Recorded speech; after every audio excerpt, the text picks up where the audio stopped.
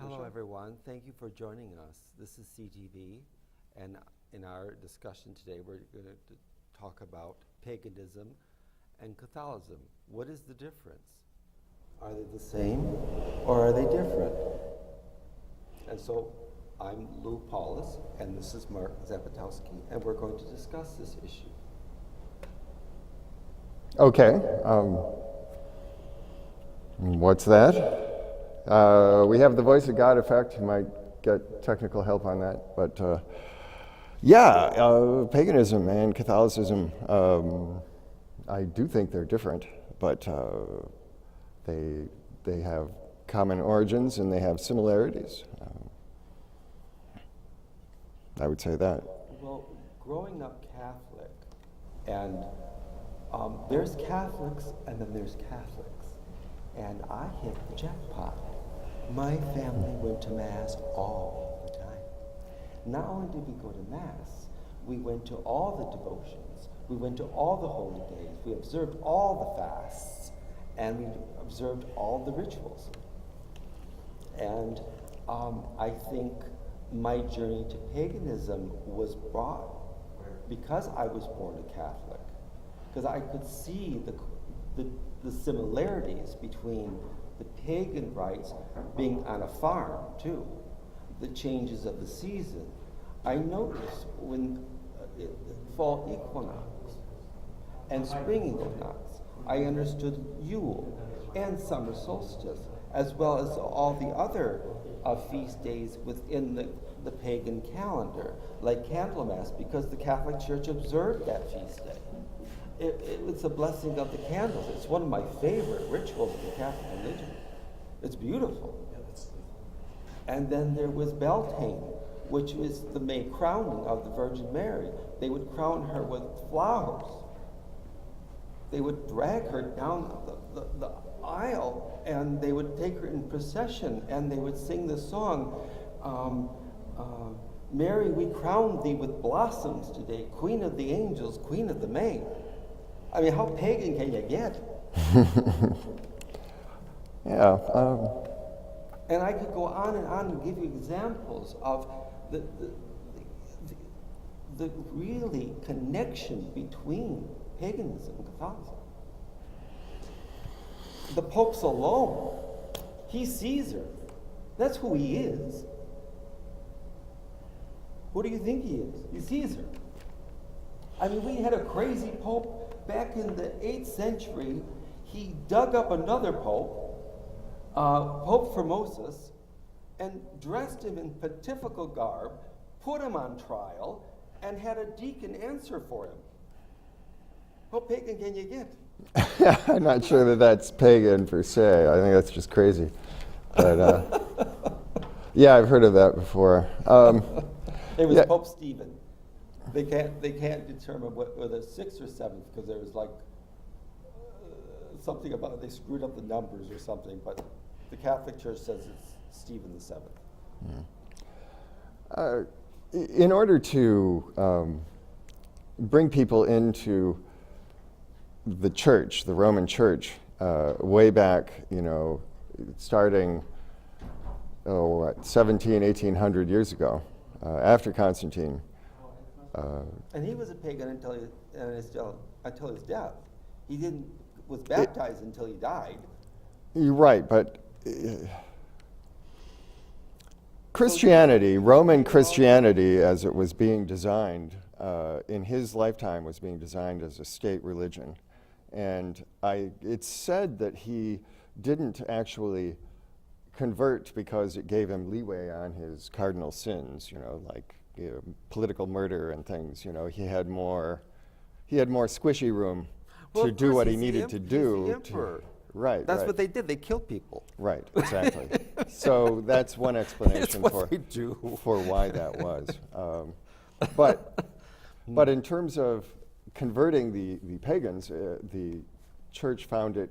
Rome found it convenient, and then later just the Catholic Church found it convenient to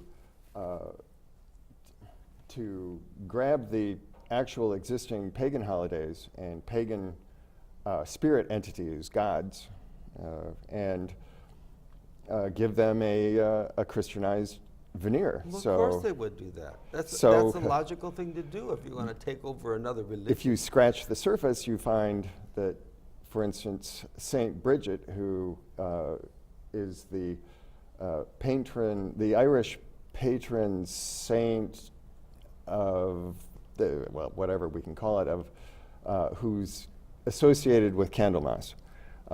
As a pagan holiday, it was called Bridget, and there was a goddess, Bridget, and still is, but there's a Saint Bridget, and there's a Catholic holiday. So you see how It's the presentation of Our Lady in the temple. That's Candlemas in the Catholic Church. well, there was a goddess. I think she was a swan goddess, so she was a kind of love goddess. So she was a sky goddess. Well, water and sky, and Well, above or below, that's always been the model of and associated with fire, because that's fire. Yeah, water and fire, yeah. It's the balance. It's the balance. But you find that throughout what I call ethnic Catholicism. You know, if you're in an ethnic neighborhood where, say, everyone's a Sicilian Catholic, or they're Polish Catholics, or they're Slovenian Catholics, or Slovakian Catholics. That's where I was. You find that there are particular saints that, as you go into it, you find that at some point there were local deities that then somehow became saints, and this allowed for the transition into Christianity. In my parish church, we had Saint Teresa of Lisieux, we had Saint Anthony of Padua, we had Saint Francis of Assisi, and we had the Infant of Prague. And we didn't have Saint Cyril and Saint Methodius because it was a Latin church and not a Greek church. So if it was a Greek Slovak church, they would definitely have the images of Saint Cyril and Saint Methodius, because they're the ones that Christianized the Slovakian people, the Moravian people, and the Bohemian people. Because our king wanted to make a treaty with the Byzantine Empire. So he shipped his sons to Byzantium, and they brought back Saint Cyril and Saint Methodius. And they explained the king this new religion, because we were all pagan at the time. You know, we never knew about Christianity. And so this king wasn't too keen on this new religion. He thought it was a little weird. And he went to his chamber, and he went to sleep, and the Theotokos came to him. The Theotokos in the Greek church is the mother, she is the God bearer. And the Theotokos told him not to harden his heart, but to embrace her son's new religion. So he was baptized. And so when the king was baptized, we all had to be baptized, or you get your head chopped off. Yeah, these tended to be top-down things usually. Well, you know, they didn't mess around in the old days. You either got baptized or you got your head chopped off. So yeah, often the king gets baptized, and then yeah. Well, the subjects all have to be baptized. Yeah. I mean, it's a given. But we still kept our pagan ways. It was slightly, but we did. I mean, just little things that my grandparents would do. It was pagan, but it didn't really seem pagan because it was so intertwined with the Catholic faith. Yes, Catholicism, I would say, has, bears the signs of its relationship to earlier paganism in a way that, say, American Protestantisms do not show that. You had to bring up the P word, didn't you? You don't find that relationship. There's been a big break there. That's why I never understood Protestantism, and my mother was a Lutheran. My mother was a Congregationalist. Yeah. She was originally. Yeah. But my father would marry her until she converted to the Catholic Church. So they broke up, and my grandfather died my mother's dad died, and my father went to the funeral, and my mother said she's mourning at the graveside of her father. And the Lutheran minister with his Bible came up and said, "Do you have anything to confess, my child?" And then she said, "Well, if I'm going to have to confess to him, I might as well go to the priest to confess." And so that's why my mother became a Catholic, because the Lutheran minister actually asked her to confess to him. So she called my father and said, "Take me to a priest." And she converted to the Roman Catholic Church. But you know, her Lutheran sensibilities never left her. There's things in the church her sensibilities just couldn't take, like veneration of the cross on Good Friday. She said all they're doing is spreading germs. Oh, my mom, she had some of the same things to say. In the Polish Catholic traditions that she was seeing in Detroit, there was a lot of kissing of the statue of Jesus on the cross's feet, and she thought, "Woo, what a way to, spread the flu." But you so it was kind of weird for her. But she liked Mary, because they didn't, Mary is basically a non-entity in Protestantism, at least in her congregationalism, that, she's basically just sort of a vessel that happened to, bring forth, Jesus by some patriarchal God miracle. And so that she liked, And, well, let's switch the subject to Yule. Let's talk about Yule. If we could, since you were talking about the relationship between early Christianity or Catholicism and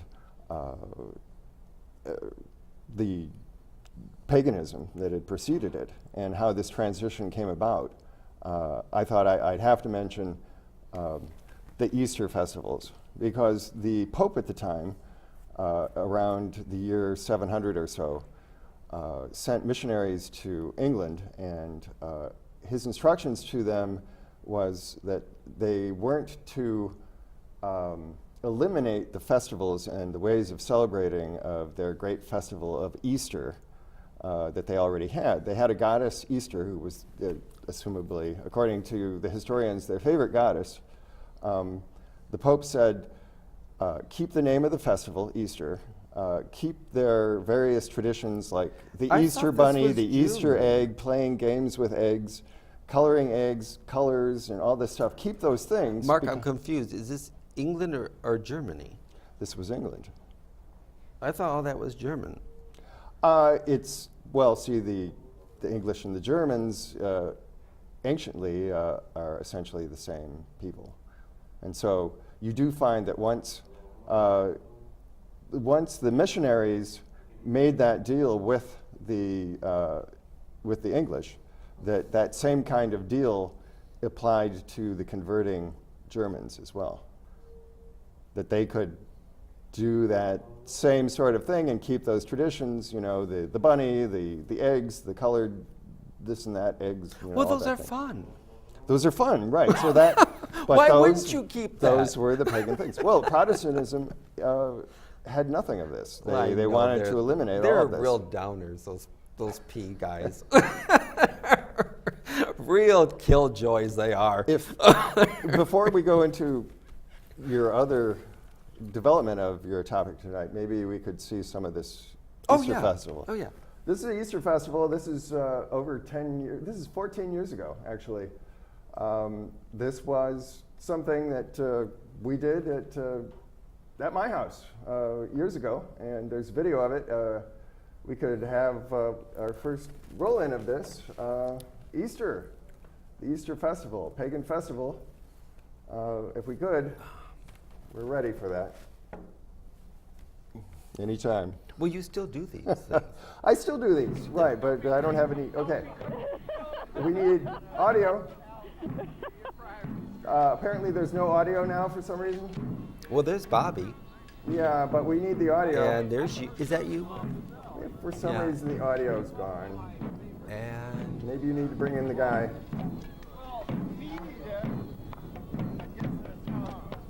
No, that's not you.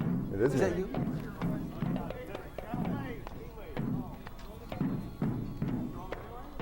There we go. Yeah, that sounds good. Good. I gotta get my coffee. I'll be right back. You've never seen this. I have. This is before we knew you. Yeah. Well, this was a while back.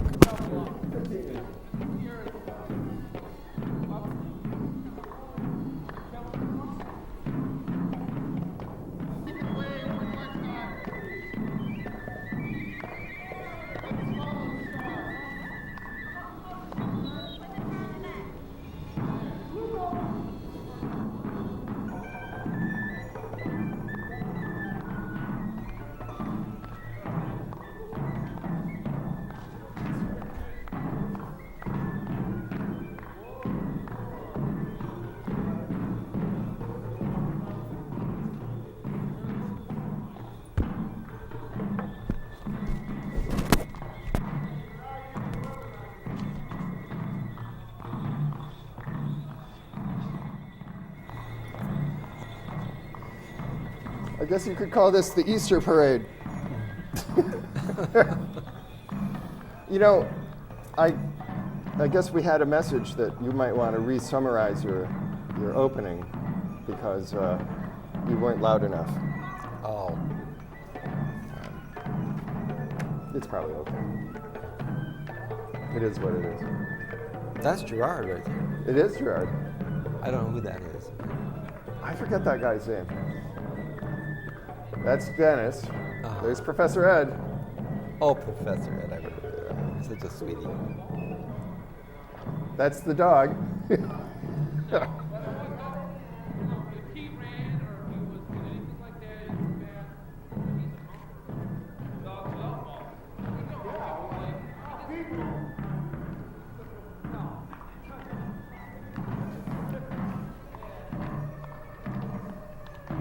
So what you saw the sacrifice spot Oh, yeah. of the emergence, and then this was the procession, and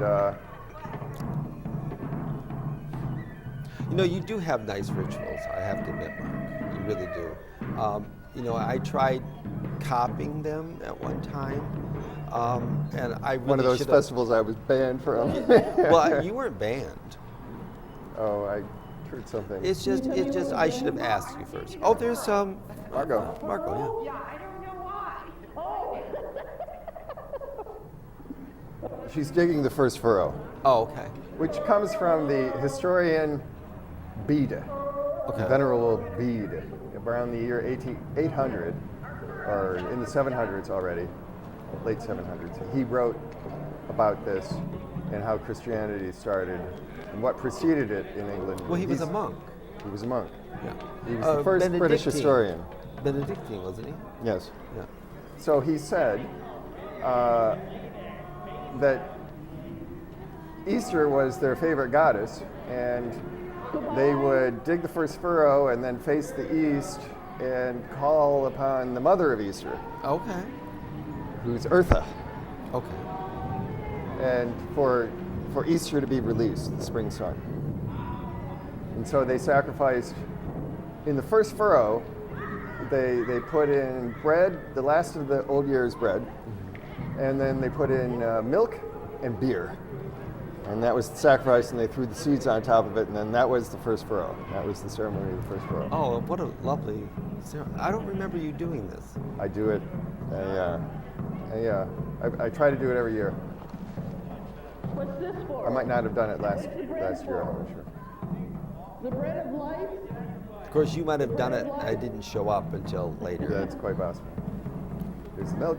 I remember you doing that. And those are the Easter egg Olympics on the way. That's the ammo. Oh, you did this, but you did it not in a furrow, but like more in a row, like a circle. Did I? I don't know. Oh, well. Usually it's a furrow. Well, It's the ceremony. of the it first probably furrow. is. I just probably thought it was just a.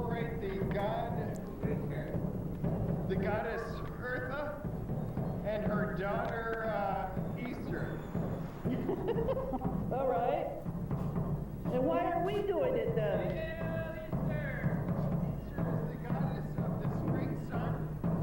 And if there's anything that we need in Michigan, goddess of the spring sun. Was this in March or April? Could have been March. Because March it is happens the- in March sometimes. Yeah, it's the There was 21st snow. of There was some March. snow early in the Yeah. morning that melted. Well, yeah, spring equinox usually is around March Our witness to this, 21st. What? we do as Well, the this is venerable beast Easter. said that the ancient Oh, on this Easter. this is on Easter. This is not. This is not the spring equinox. uh, Easter is related to the spring equinox. I'm so confused. Okay, this is Easter. Easter. Yeah. This is not. This may be like Saturday. Okay, before okay, I got Easter. it now. I'm thinking of spring equinox. Well, it's very related to it. We can talk about it. the goddess Easter, the East Star, I don't know. and they did so by saying, Isn't that John Fitzpatrick? He's there, yes. Eartha! Eartha! Oh! That's what they did. That's Mark with the drum. Oh yeah. Oh, shit, we all knew that. I didn't hardly recognize him with his poncho on. He's happier back then. Well, when you get older, it's your whole chemistry changes. And Mark is going through shit. Like we all are, but some of us handle it better than others. Buster, stop it. Her dog's eating the sacrifices. That's okay. All right.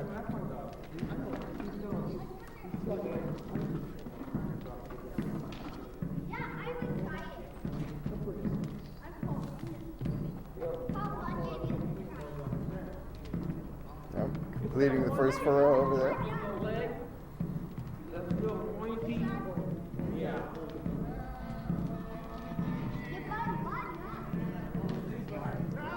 Yeah, who is that?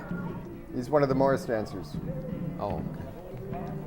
Was Jesse part of this thing? Yes, Jesse's there. Okay. Yeah, so that was Easter, the Easter festival, which is Easter. The pagan holiday happens on the same day as Easter because you have, both are determined by the spring equinox, and then the first full moon that follows the spring equinox, and then the first Sunday after the first full moon that follows the spring equinox determines both pagan Easter and Christian Easter. And that that's was- its relationship to the spring And equinox. that was created by Pope Gregory the Great.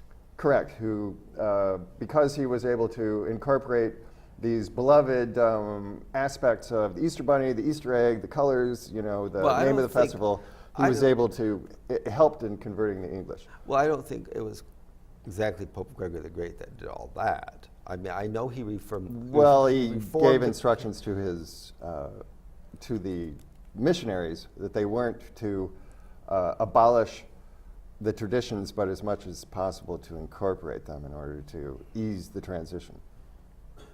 I think the transition came more naturally with the pagans and the Christians. I don't think the popes. I mean, they didn't have internet back then.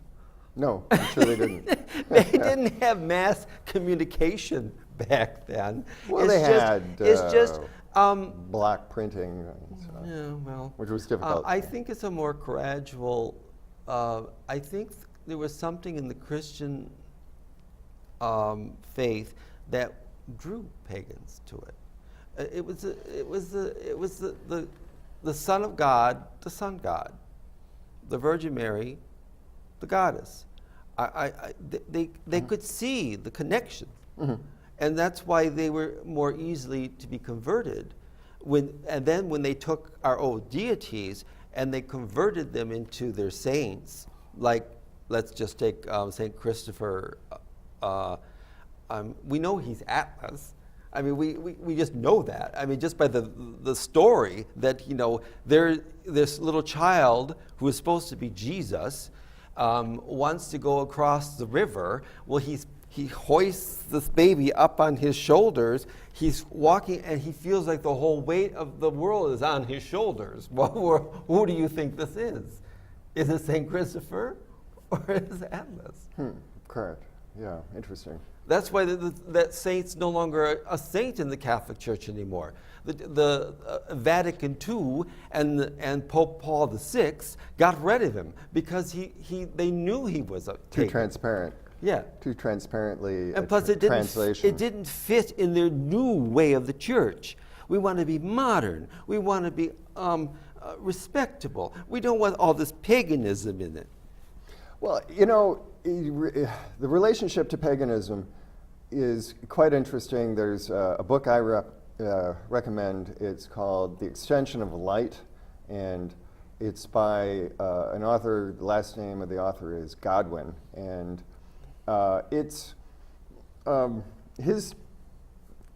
he follows the development of Greek philosophy, and especially as it relates to Greek religion.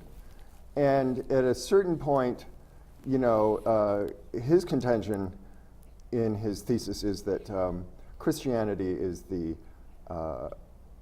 it started out as a development from Greek paganism, from Dionysian religion.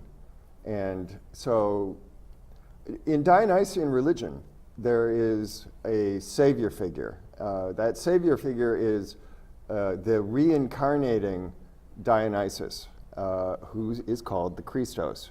And this is a Greek idea, and it comes out of Greek religion. And so the very name of Christ is originally a name for this recurring savior figure who will allow your soul, allow you to escape the evil world, which is ruled by an evil God that is a deluded figure that believes that it's actually God, when in fact it's a deluded non-God that thinks it's God. It's a creator, it's a created being that may have created the illusion of our world, but it itself is created, so it is not ultimate God. And the Christos will get you back, get your divine spark back to ultimate God, to the ultimate unseen God behind the illusions of the world. So it's the second part of the Trinity, what you're trying to tell me.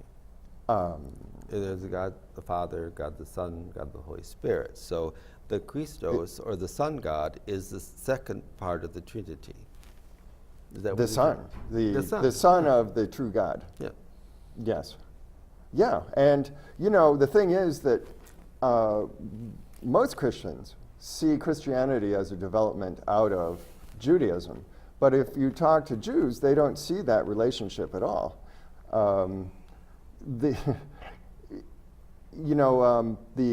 figures involved in the founding of the religion, a lot of them were Jews, but they were Hellenized Jews in contact with these other philosophical and religious developments. So you're trying to tell me that Jesus and all his followers were not really Jewish. They were like a mixture of this hybrid pagan Jewish sect. Yes.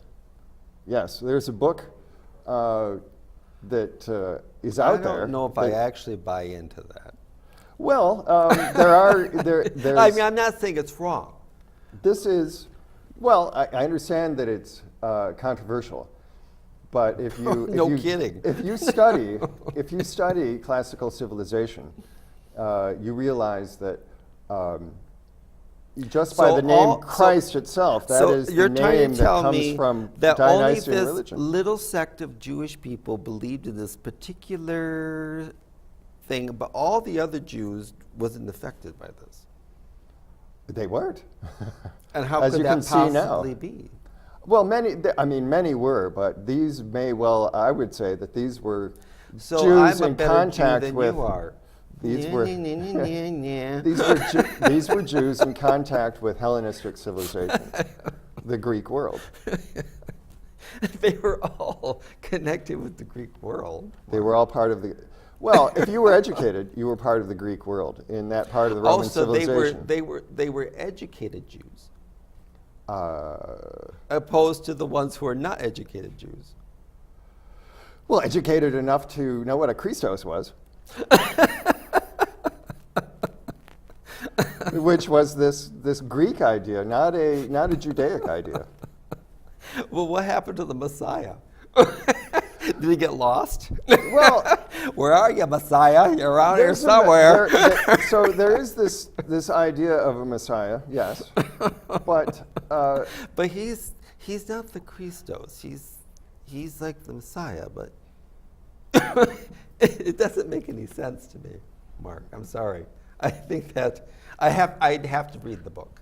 I'd have to read the book. There's another book which is entitled Christianity and Classical Civilization, and that goes into the connection between Dionysian religion of the Hellenistic world, the Greek-speaking world, and what was happening in that part of the Levant, that part of the Middle East at that time. And there's another book called The 300 Christs of the First Century BC. Wow. And all these Christs were not necessarily in Judea, but a lot of them were. And so Jesus, the Christ that we usually think of as Jesus Christ, was one of quite a few who were emerging in the area and were contenders to be this Messiah, Christos thing. Well, if that's the case, why did they want to kill him? I mean, if he was just this weird Jew that is saying a lot of weird things, why get rid of him? Well, it seems that to say that you're the same thing as okay, you're a human being, Yeah. but you're also God. That's pretty heretical according to Judaism. I don't know that. I don't know that the Messiah was a ever lot of- intended to be a person who would say, "Oh, by the way, I'm also God." I don't think that Well, that he was the could be idea. a crackpot. He could be a nut job. I mean, why would they listen to him? I mean, I could say I'm God. Who's going to believe me? Nobody. I mean, you're going to kill a nut job? You're gonna, Apparently, it's this like the job gospel. did get killed. So. It's like in the Gospel of St. John. We read, the priest would read this thing every Palm Sunday. We'd stand, in the old days it was all Latin. And they came to this one part where the Jews and the Romans were coming to go get him in the garden. Right. And Jesus said, well, who do you want? And they said, Jesus of Nazareth. And he said, he didn't say, I am he, like they say in a lot of the bad translations. He said, I am. That's why the crowd fell back and dropped to their knees, because he said he was God. Well, that's what God says his name is, I am, so yeah. That's why would they fall back and drop to their knees? They're going to arrest a thug. They're going to arrest a criminal. Why would they fall back and drop to their knees? Now, the Jews wouldn't like this because the Jews, I don't know if they actually believe that the gospel or Christ ever existed. Do they? No. So why would we believe that Christ ever existed? If the Because- Jews don't, why should we? Because the Roman Empire existed, and at some point it found it convenient to incorporate Christianity as a single religion for its entire empire. But why would I listen to a dead Jew? Why would I listen to a rabbi? I'm not Jewish. I'm pagan. I'm a Gentile. Why would I want to join this religion? Because you have Roman legions marching around and saying, you'd better be a Christian, or else at a certain But the point. Christians wasn't one respectable. Empire, But the Christians weren't respectable one God, until after one church, Constantine. One the emperor. Christian religion was not respectable until Constantine made it respectable. We were thugs. We were criminals. We were. I mean, the reason why the Romans killed the Christians is because they wouldn't offer incense to Vesta. It wasn't the reason they worship a dead Jew. Who cares? The Romans had many goddesses and gods. Who gives a flying That rip? was the controversy, was that they did not recognize the other gods. Originally, my understanding is that Jesus and Yahweh and Mary were put in the pantheon of the gods in Rome. They said, oh, more gods, and so they put them in there. But then it was like, what? Their worshipers, don't celebrate Jupiter, and they spit on Jupiter. Well, that can't be. And so, according to the Romans, the Christians were intolerant, and so the Romans developed the Christians were as an intolerant intolerance towards as the Christians for being intolerant. I don't think so, Mark. I really disagree. That the Christians were so intolerant that they were pagans before they were Christian. I mean, how could they? Well, we don't like our neighbors now because we're Christian now. Oh, they're pagan. It's true. If you look at least people don't do that. People don't think that way, Mark. Christianity's own stories about its own origins in terms of the Roman Empire. I'm not saying that the Christians are bad or the pagans are bad or the Jews are bad. It's just good or bad. It's just that they were intolerant of the extreme variety and toleration in religion that the Romans were able to embrace, and the Christians and the Jews could not do that. I don't know if that's quite right. I mean, I'm not saying it's okay. wrong. We have a disagreement about that, but I think, if you look into it, I think that you'll see that the problem that the Romans had with the Christians was that they thought that the Christians were untrustworthy because they were so unaccepting of the other gods. No, Mark. If you didn't offer the incense to Vesta, that's why. Because there that you see was it right treason. There. Well, they didn't have nothing to do with religion. It had had to do with politics. A lot of it did.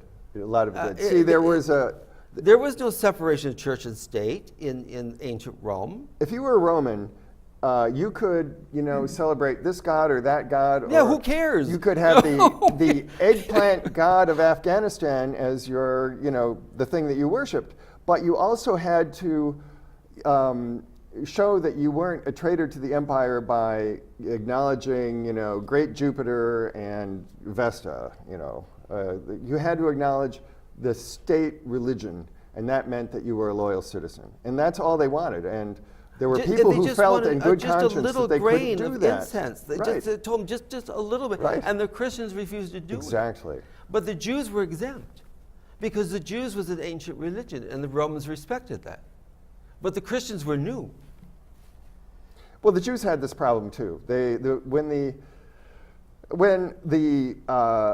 riots happened, and then one of these riots after Jesus' time in the year 70, it resulted in the complete destruction of the temple and basically the demolishing of the entire city of Jerusalem by the legions, was because the riot erupted because the Romans planted the Roman eagle that represented the state of Rome and the great god Jupiter in front of the temple, because they said, well, we need to do this because, this is what we do. It means that he's here and you got to respect him. It doesn't mean we're tearing down your temple or you can't do your other things, but he's got to be here. And they refused, and that caused the destruction of the temple. Those intolerant pagans.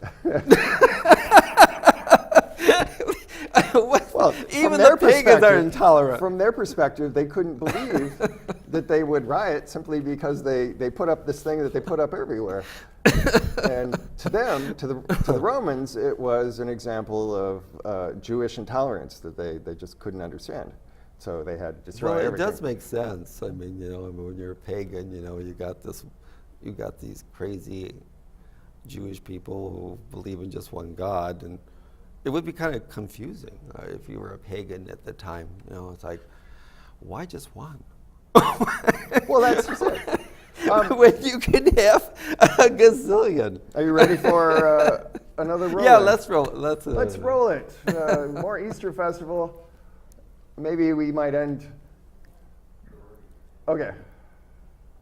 More Easter Festival. All right. Yeah, this was from, 15 years ago. Here we go. Is that Jesse? That's Jesse. Yeah, he looks good there. Who is that with next to him? I don't remember her name, but that was his girlfriend at the time. Oh, he would go out with the craziest women. They were mucho loco. This one was not so crazy, I don't think. I think Jesse was too crazy for her. Boy, no kidding.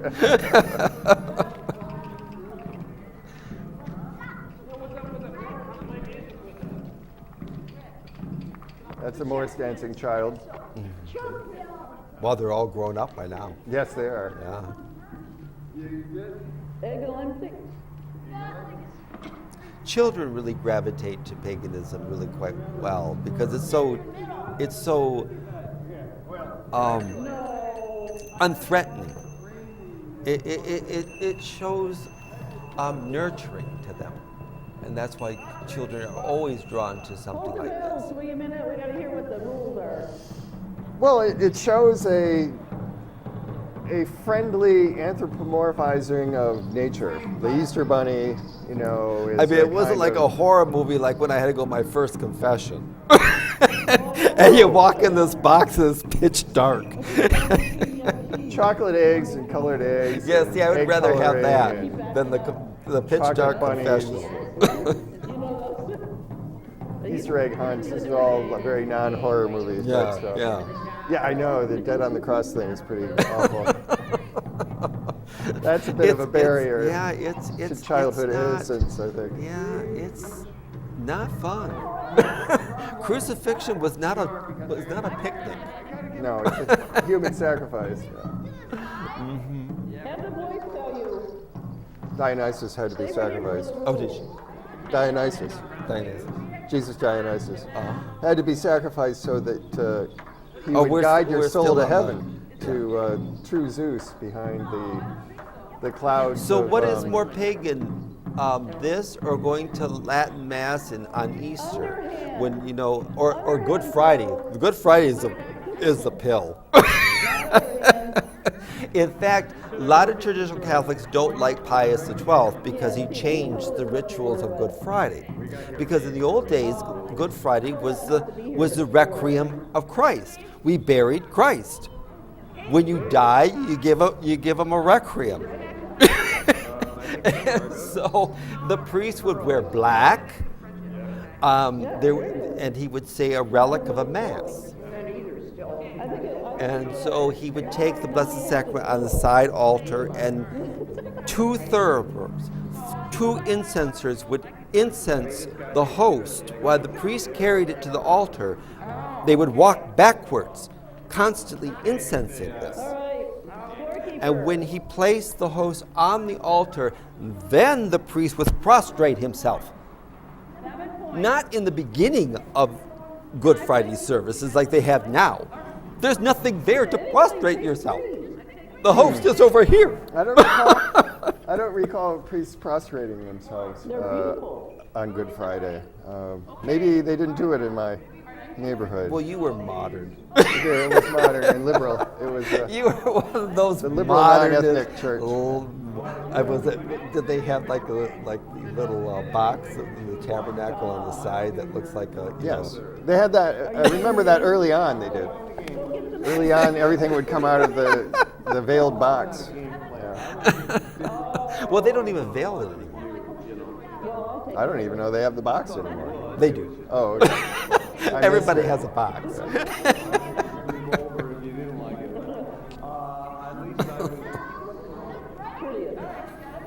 Okay, as soon as they smash a few eggs, we'll drop it.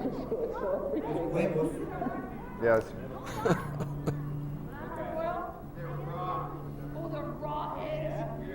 They're raw, yeah.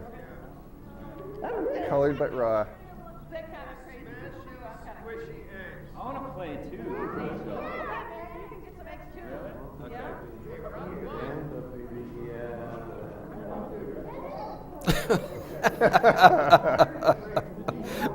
The dog. Whose dog is that? Jane. I remember that dog. Jane. It must be dead by now. Jane Jarlsberg. Yeah. Her dog. Many a time, I found the drink. Look at this.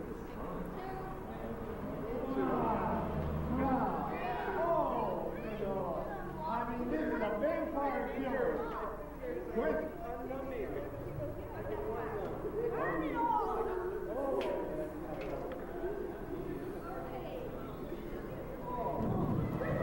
All right. Sky. All right. You can end Is it. that Diane Baum's voice? No, that's Jane. That's Jane. You can end it and forward to the last one. You could end it and forward it to that last one. But yeah, so that was the Easter Egg Olympics. And you got a lot of involvement with the kids with throwing eggs at the target. So this was a way of recreating the games, the Easter egg games, according to the Venerable Bede, yeah. who said that was one of the things that the Pope and his missionaries allowed them to keep, and along with the Easter Bunny and all that kind of thing, so that they would have an eased transition into Christianity. But they didn't get to have a Saint Easter, but the name of the festival survived, so the goddess's name survives. Well, in the Eastern Church, they don't call it Easter. That's exactly right. They call it the Paschal season. Right.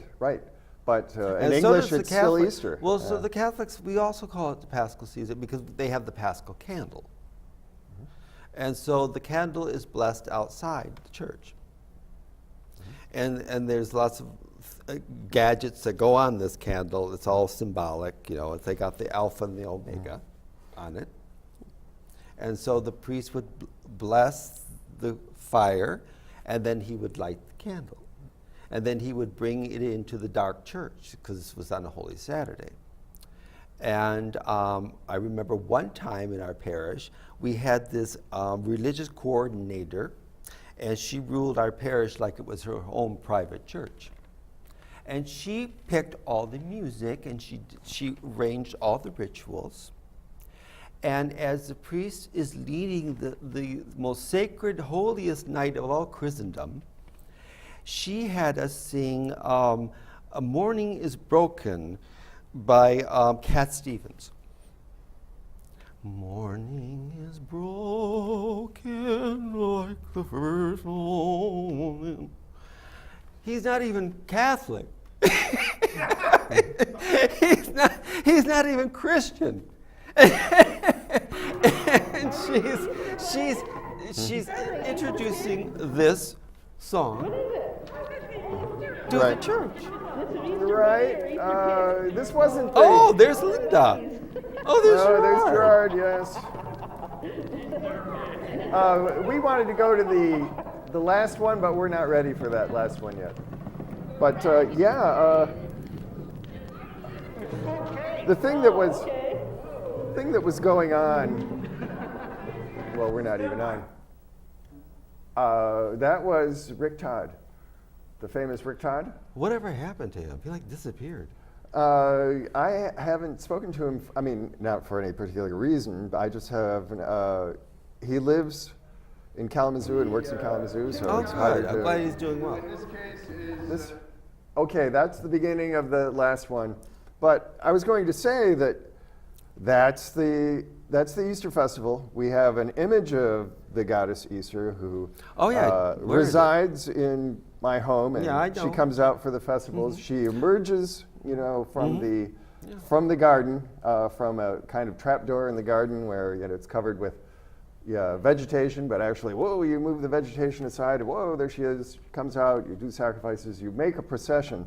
So there's a procession, and there's the Easter egg throw, there's this thing with the first furrow, and these things are basically done every year, and they became a local tradition for this small group of people In over a number of years. And there were other festivals there, and the thing I have to say about it is that's interesting and pagan and similar to Catholicism is that it seems to me that the ritual and procession and colors and and incense, these are all sensate things.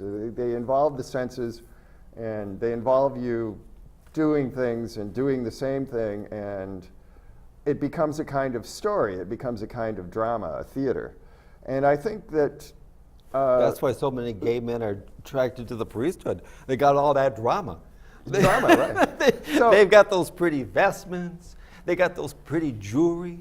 They got, you know, You don't really find that drama in Protestantism. No. You have some as I said, guy, Protestants are talking, a and that's- killjoy. They are, it's like boring.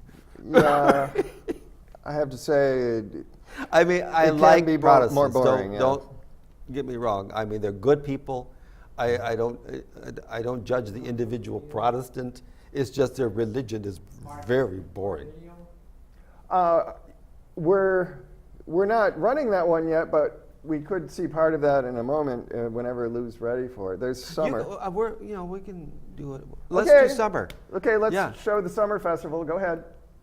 We're ready. It's a bit different. And, To come soon. okay. The challenge from Baylor of the Baleful Eye. Who is that in the moon? The old king with the laser beam. What is that, eyeball Mark? that stood That's one of the gods. all of the Is it that? That's Baylor of the Baleful Eye. Is that It's one who Irish. went into a battle with Dawn herself. Luke? Yes. Luke this time. And Yes. what is his name? Baylor. Baylor. Baylor of the Baleful Eye. So his minions had to lift his eyelid, and then a laser beam came out of it, and it would fry It sounds like the enemies Beowulf. of Baylor. We shall do that. Is Beowulf and Baylor, are they the same one or are they a different deity?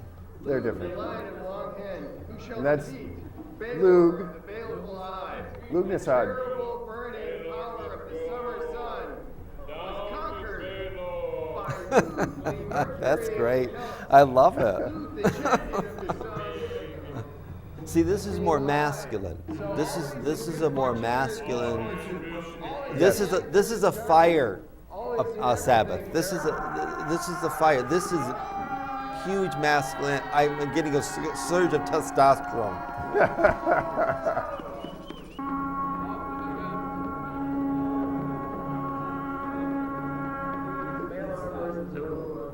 Yes.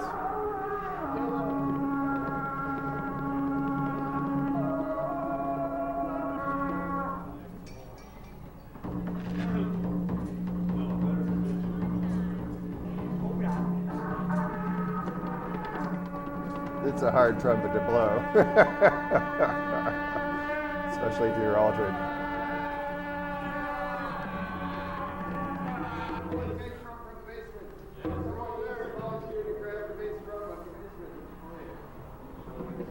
Buster! Hey! Buster. Hey!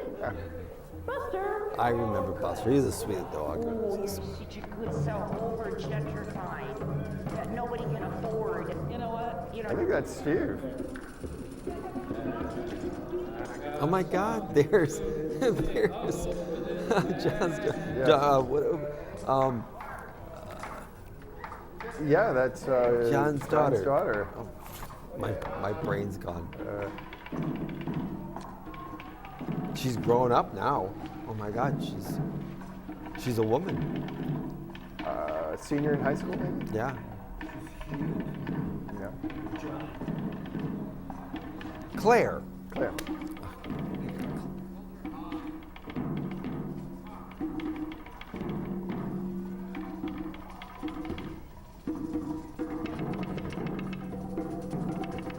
Who's that? Matthew Clark.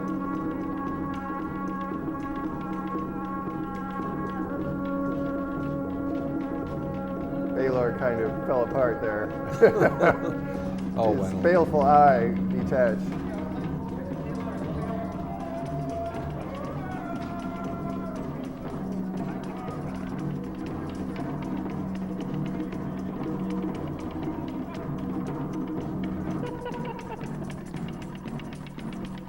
Is that Kathy? That's Kathy. Gerard. I don't know who that is. Don't remember. That's John. John.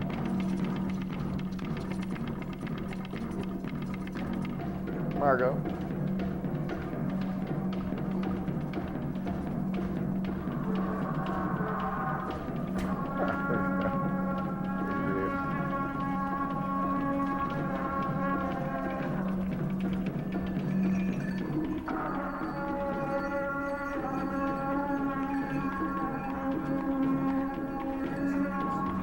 There's a good shot on the other side in a moment we could end with where you see the corn growing and people are passing by.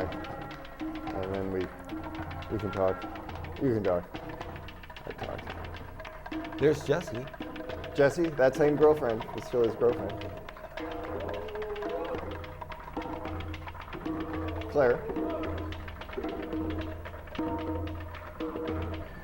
Basically a toddler at that time.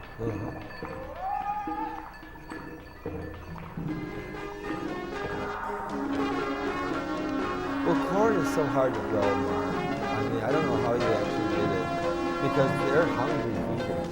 Yes. I mean, they are, and they really ravage the land. I mean, you really have to, being a farmer, growing up on a farm,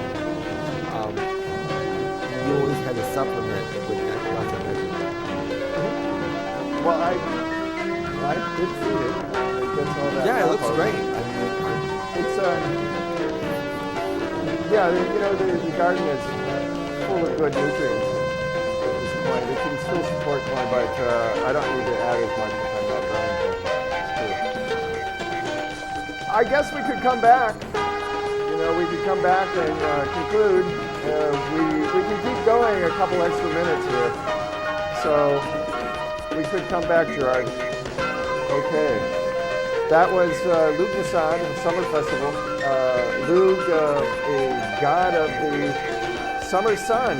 This is an Irish god, a Celtic god, and Easter is a Germanic god. So in modern American paganism, you have twice the amount of big festivals that's normal because it's a combination of the Germanic Norse type gods, like Easter is one of them, and things like Luke, which are part of the Celtic tradition. So those were 4 festivals each a year, but they got combined, and so there's all sorts of neo-pagan festivals. okay.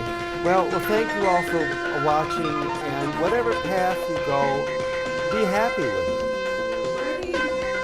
Bernie, let's always give a blessing to Bernie for his next election that he may win. In the name of the election of Bernie. Amen. Yes, I am a Bernie supporter still. We all are. Yeah. We love you, Bernie. And just because he's a socialist doesn't mean that I don't support him. I support him because he's a socialist. Yeah, there's nothing Yeah. wrong with socialism. Yeah, I hear these NPR people saying, well, of course, that's kind of upsetting. All these people talking about socialism. It shows It's a you good thing. they're pushing back against it, though. But Whenever these the other community comes together, that's socialism. these other Democrats are stealing Bernie's thunder, and they're all stepping over one another to be more Bernier than the other person. Who can be more Bernie than Those thou? turncoats, don't listen to them. I just wonder if they're serious or not. I don't know.